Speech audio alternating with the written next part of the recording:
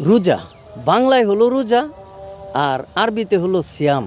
আর যে সিয়াম পালন করে অর্থাৎ রোজা পালন করে তাকে বলে সায়েম।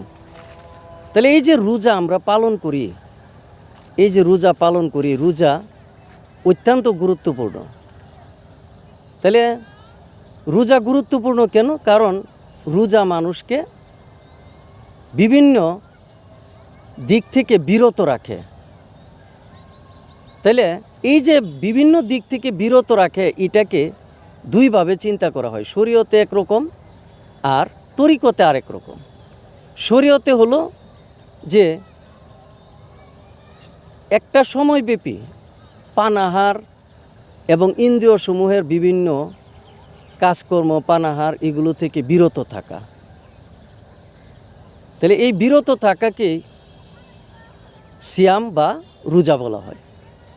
কিন্তু তরিকতে এই যে রোজা, এই যে বিরত থাকা, এই বিরত থাকাটা হইল যে বিভিন্ন অশ্লীলতা থেকে বিরত থাকা, কুকর্ম থেকে বিরত থাকা, কুপ্রবৃত্তি থেকে বিরত থাকা, পাপাচারী থেকে বিরত থাকা, বেহায়াপনা থেকে বিরত থাকা, বিভিন্ন এরকম ফ্যাসাদমূলক কাজ থেকে বিরত থাকা।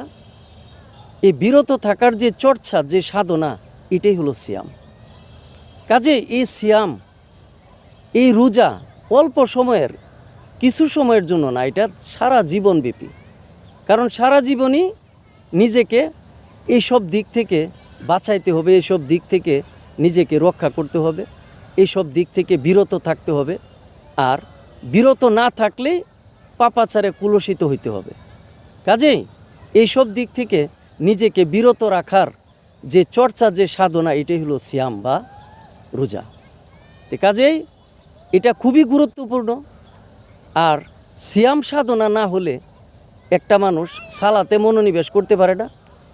সিয়াম যখন পূর্ণতা পায়, সিয়াম যখন নিজের মধ্যে পূর্ণ হয়, তখনই আল্লাহর সালাতে পরিপূর্ণভাবে মনোনিবেশ করা যায়। তখনই সালাতে কায়েম হওয়া যায়, দায়েম হওয়া যায়, অটুট থাকা যায়, লীন থাকা যায়।